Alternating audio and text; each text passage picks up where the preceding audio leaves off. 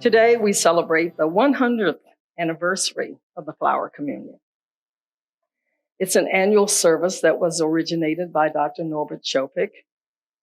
He and his wife, Maya, left Bohemia and Czechoslovakia under government threat, and he accepted a call to serve a Baptist church in New York City.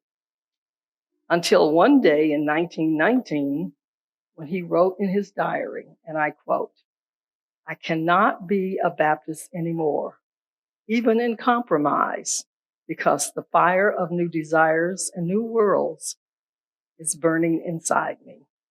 End of quote. It was then that Norbert and Maya joined a Unitarian church in New Jersey for the same reason many of you did: religious freedom. Celebrating Flower Communion is an excellent opportunity for Unitarian Universalist congregations to express their commitment to our sixth principle, and that is, we covenant to affirm and promote the goal of world community with peace, liberty, and justice for all. When World War I ended and Czechoslovakia became independent, the Chopiks returned home and established the dynamic liberal church in Prague.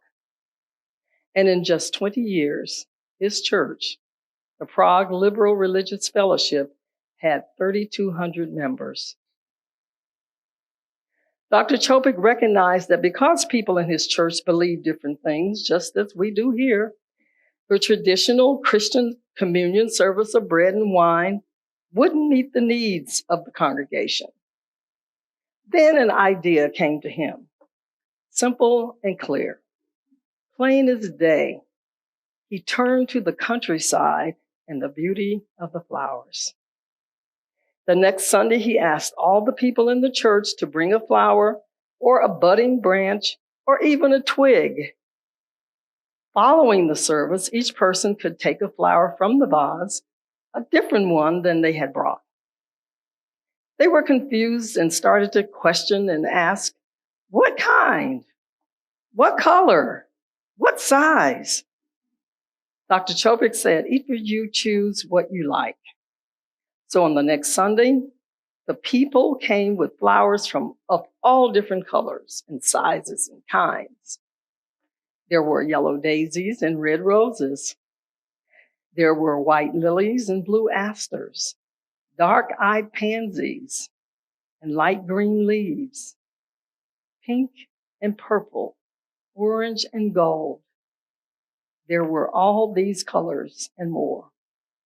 Flowers filled all the vases, and Dr. Chopik consecrated the flowers. And these are the words that he used.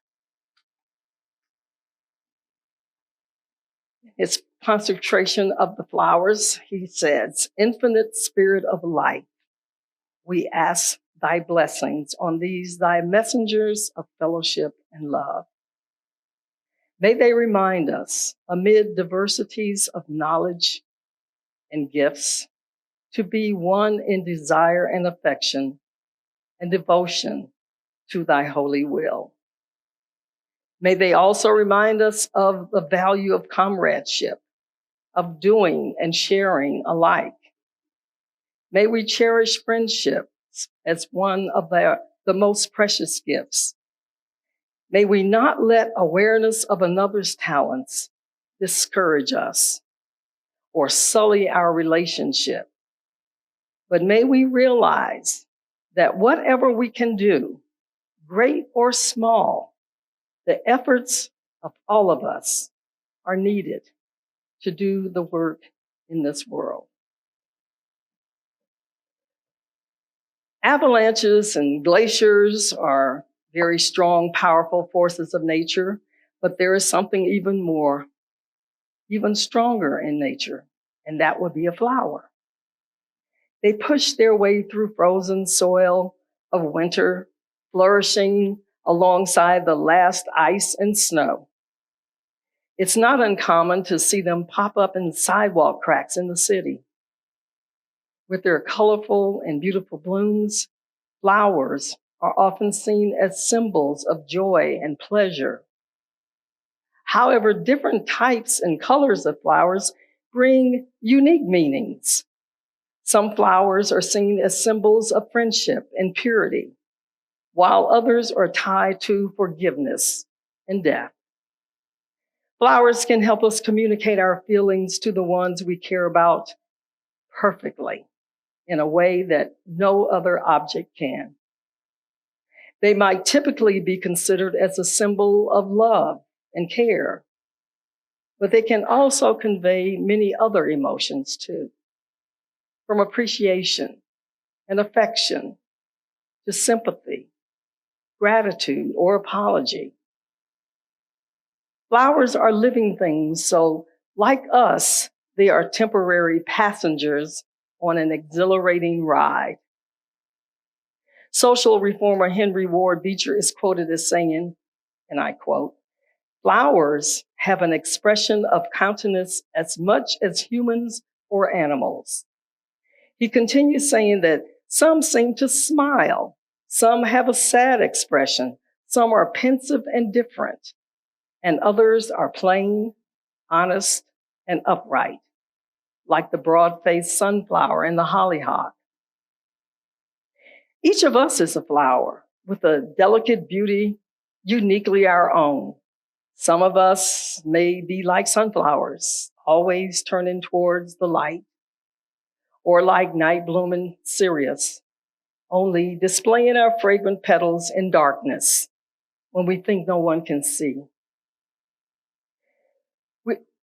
Or we may be hothouse flowers, far from our native lands, like the African violet, orchid, hibiscus, and birds of paradise, cautiously tended within a harsh and unfamiliar climate. Some of us are like roses, slowly assembling petal after tightly wrapped petal, revealing our full beauty only when everything is in place. Sometimes one might spring up overnight and fade in the hot glare. The significance of the flower communion is that no two flowers are alike, but together, the different flowers form a beautiful bouquet. Just as no two people are alike, yet each has a contribution to make. This is why flower communion is my favorite out of the rituals belonging to Unitarian Universalists. Our common bouquet would not be the same without the unique addition of each individual flower. And that same thing holds true with this community of faith. It would not be the same without each and every one of you. So you see how this service is really a statement of our community. By exchanging flowers, we show our willingness to walk together in our search for truth, disregarding all that might divide us.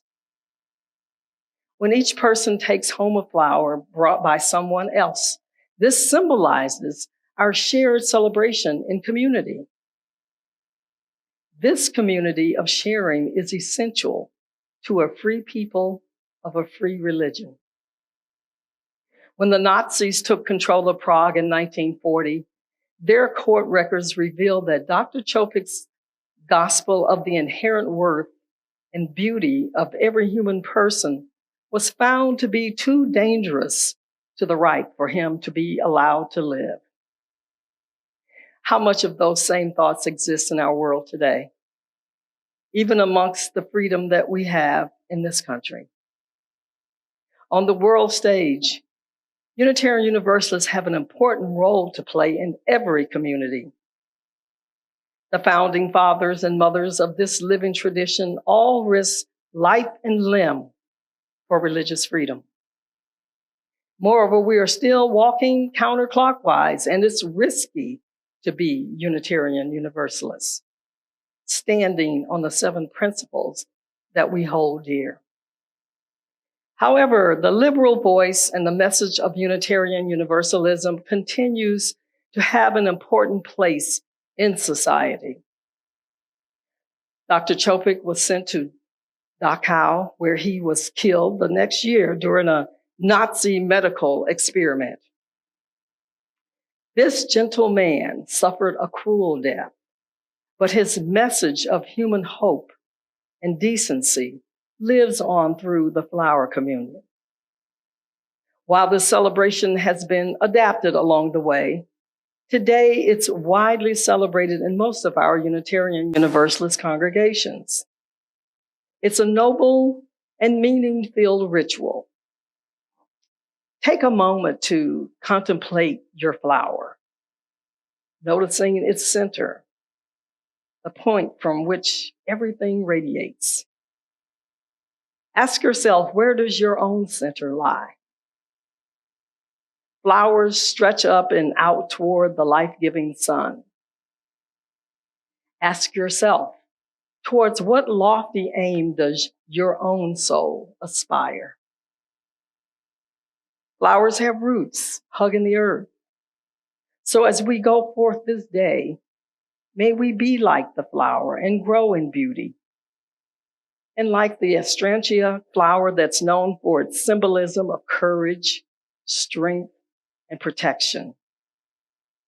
As a faith community of diverse dialects of spirit, it is one's own inner strength, passion, and ability to overcome obstacles that helps create the beloved community. What a bouquet we are together. So let us leave this place and share our gifts as freely as the flowers that bloom. Let us be like the healing calendula flower and work together to heal our broken world. From my heart to yours, may it be so.